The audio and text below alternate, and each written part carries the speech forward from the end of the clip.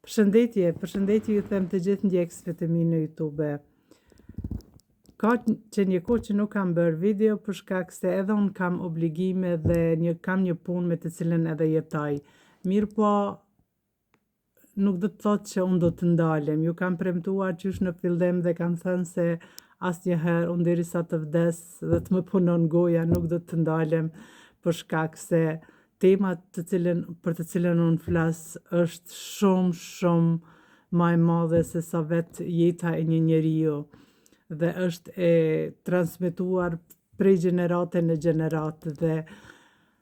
duke ditur se tek ne shqiptarët kjo temë është pothuaja e pazbuluar ende unë e ndjej si shtytje të brendshme të flas për shkak se e njoh mirë, e kam thënë edhe në video të tjera, nuk dua ta teproj, e njoh qysh në moshën e vogël, e deri më sot narcizmin e njoh kudo që ai shfaqet, kudo që unë e shoh. Dikush do të thotë se kush ta jep të drejtën për shembull të flasësh për një diagnozë, të thuash për dikën se është një narcist apo një narciste, kjo nuk është diagnozë, kjo është vetëm një titull që mund t'i japësh një dukurie të cilën ti nuk e njeh apo me të cilën tani mund ta quash, tani ka një emër dhe ne kemi përdorur edhe qysh kur ishim të vegjël, kemi thënë dikujt ti je një idiot, ti je një kështu ose ashtu, mirë po kjo nuk ka qenë diagnoza dhe ti thush dikujt narcist, unë kam dëgjuar nga njerëzit më kompetent se mund të quajmë dikon se ai është një narcist apo një narciste për shkak se ajo nuk është një diagnozë. Një diagnozë caktohet nga psikoterapeut, nga njerëzit më kompetent dhe aty edhe shkalla e vërtetohet edhe shkalla për shembull komponentët që duhet t'i plotësoj dikush që ta plotësoj për shembull prej 9 pikëve siç është në Amerikë, Kanada dhe në shtetet të tjera, ashtu të paktën 5 duhet që t'i plotësoj një njeri që të ketë diagnozën DSM-5 dhe të jetë i diagnostifikuar. Mirë po unë mendoj se neve si njerëz të thjeshtë, si të cilët kemi të bëjmë me narcistët apo edhe me narcistët, nuk na intereson aq edhe diagnoza, çka do të bëjmë ne me një diagnozë nëse e ka për shembull njeriu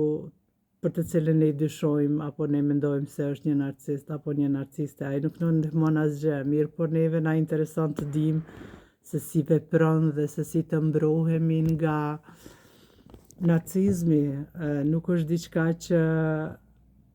kalon ose nuk është diçka që vetëm pse ne e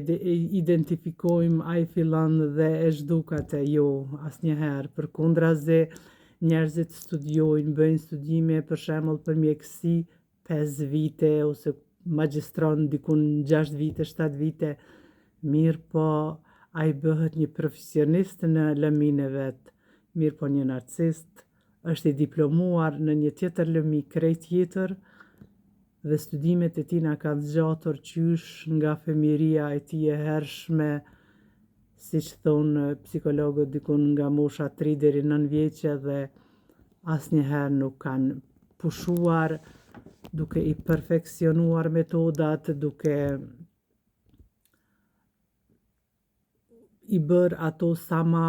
të padukshme, sa ma njerëzit që mos t'i vrejnë dhe mirë po nëse ne nuk i vrejmë nuk do të thotë që ato nuk ekzistojnë. Ato ekzistojnë, ato janë mes nesh dhe ne të gjithë bim prej e tyre. Unë tani pasi që mendoj shumë se e njoh strukturën e narcizmit dhe nuk më duhet edhe shumë që të rri me një njeri dhe ta di se sa në çfarë drejtimi është personaliteti i tij. Kurse në skenën shqiptare njerëzit rrethi ku mua më rrethon janë shumë larg. Unë nuk dua ta paragjykoj askën, sepse unë vetë kam diku 57 vite dhe mendoj se kam përvojë të mjaftueshme edhe për të folur, kurse njerëzit që janë ende në një moshë më të re, ende kanë kohë që ta njoftojnë atë profilin e narcizmit. Për shembull, edhe unë mendoj se edhe unë kam të drejtë, sikurse që si flasin psikologë të tjerë që e quajnë Donald Trumpin, që i quajnë personalitetet për shembull siç është Ronaldo dhe shumë fytyra publike, ata i kanë identifikuar dhe thonë se kanë tipare të forta narciste. Unë për vete unë nuk e përcjell Big Brother, ju betohem se nuk mund të them se një gjysmë ore dikënd e kam shiquar, mirë po vetëm se në Facebook ose në TikTok ose në rrjetet sociale dikënd e kam hasur profilin e Atila Kardash dhe asaj drenushës, sepse unë si femër më ka prekur historia saj se si qante dhe dija se ai njeri ka probleme me personalitetin e vetë. Drenusha është një person i cili është një vulkan emocionesh dhe e kam parë se si shpërthen në lot, pastaj fillon dhe akuzon të tjerët,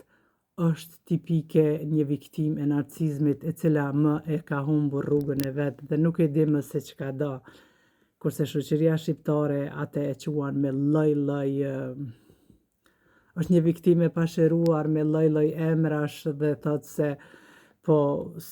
mirja ka bërë ai, edhe pse dhunusi shihet haptaz, profili ma tipik narcist se ai unë ende nuk kam parë. Për shembull,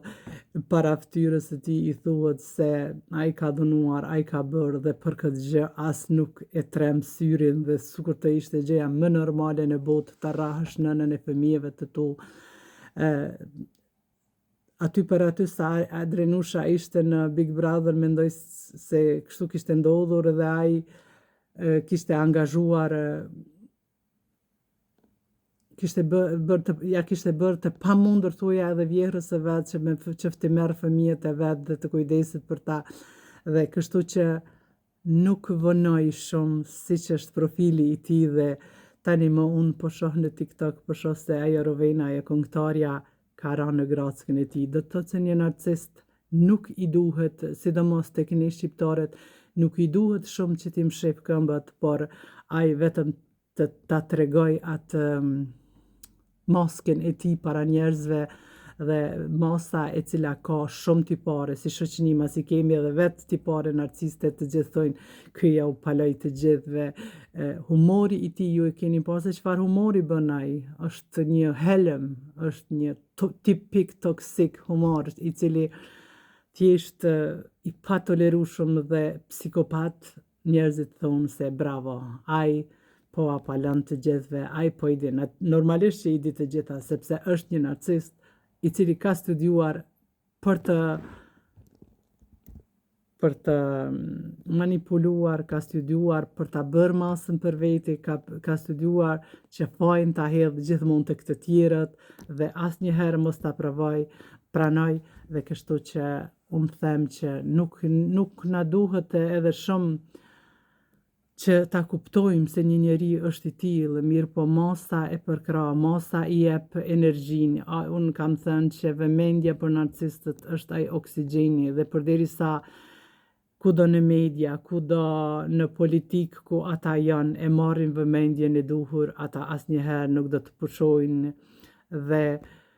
unë asaj Rovenës i dëshiroj çdo të mirë në fazat fillestare, siç e quajnë lidhjen me narcistët, atë love bombing, le ta shijoj sepse ai do ta përdor atë do ta përdor, do ta dhunoj siç ka dhunuar, siç thoshte edhe vetë Drenusha atje në Suedi, gruan e parë, pastaj Drenushën dhe kështu që nuk kesh ka të thuash, shoqëria jonë nuk don të pranoj se në shoqëri tonë ka narcist, se ka njerëz të dhunshëm, ata po i mban lart e më lart, po jepet hapësira në media, po ju jepet hapësira gjithkund dhe po depërtojnë, thjesht Drenusha nuk duhet që të merakoset as pak për atë punë, përkundrazi ajo duhet t'ia dhuroj Rovenës një dhuratë shumë të madhe sepse një narcist kur e ka atë materialin që i duhet, vëmendjen, tani më mediat i kanë sytë nga ai dhe veprimet që i bën ai, Drenusha do të ketë një narcist të lumtur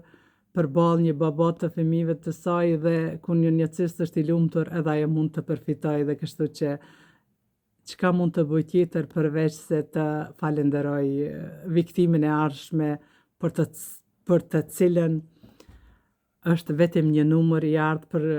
për narcistin, është vetëm një numër i ardhshëm, një copë mishi me dy sy e cila lëviz dhe ai e rrotullon ka të doj. E kështu unë mund të them që ta njohësh profilin e narcistit është shumë e vështirë. Mirë po tani ka video në YouTube, ka plot njohuri, njerëzit nuk duhet të hezitojnë të dëgjojnë video dhe ta kuptojnë se si vepron vetë një narcist dhe mos të bien se pastaj njeriu hyn në lidhje me një narcist dhe del vetëm atëherë kur narcisti është i gatshëm që ta liroj ose ai ka gjetur një burim tjetër, se përndryshe do të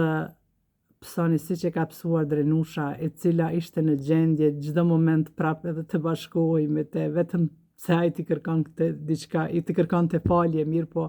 kjo nuk ndodh asnjëherë të narcistët. Narcistët nuk kërkojnë falje. Nëse e bëjnë vetëm për një qëllim